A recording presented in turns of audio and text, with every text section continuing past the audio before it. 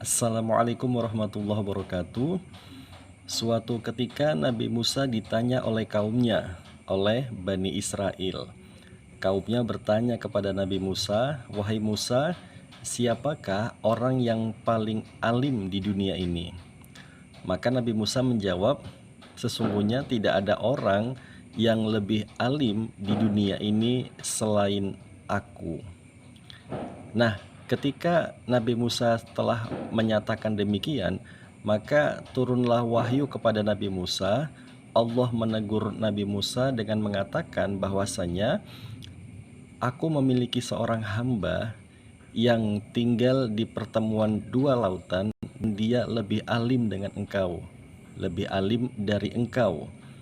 Lantas Nabi Musa pun bertanya kepada Allah, "Ya Allah, bagaimana caranya supaya aku bisa menemui dia?" Maka Allah menjawab, "Bawalah satu ekor ikan, taruhlah di dalam keranjang dan berjalanlah engkau. Jika ikan itu hilang, maka disitulah hambaku itu berada." Lantas kemudian Nabi Musa pun memulai perjalanannya dengan membawa seekor ikan yang ditaruhnya di dalam keranjang. Nabi Musa berjalan ditemani oleh muridnya yang bernama Yusha bin Nun. Mereka berjalan, kemudian setelah beberapa lama mereka berjalan, akhirnya sampailah mereka di sebuah batu yang cukup besar. Di batu itu mereka hanya istirahat sejenak, namun rupanya mereka ketiduran. Nah, di saat mereka itu ketiduran, Nabi Musa dengan muridnya itu ketiduran, ternyata ikan yang di dalam keranjang itu tiba-tiba melompat dari keranjang, kemudian mencari jalannya sendiri sampai ke laut. Jadi ikan itu lompat dari keranjang, kemudian merayap di batu dan akhirnya masuk ke dalam laut. Nah, kemudian ketika Nabi Musa itu sudah bangun dari tidurnya, muridnya tadi yang menyaksikan ikan itu berjalan kemudian masuk ke laut itu lupa untuk menceritakan kepada Nabi Musa bahwa ikannya sudah hilang. Akhirnya mereka pun melanjutkan perjalanan sampai 1 hari 1 malam.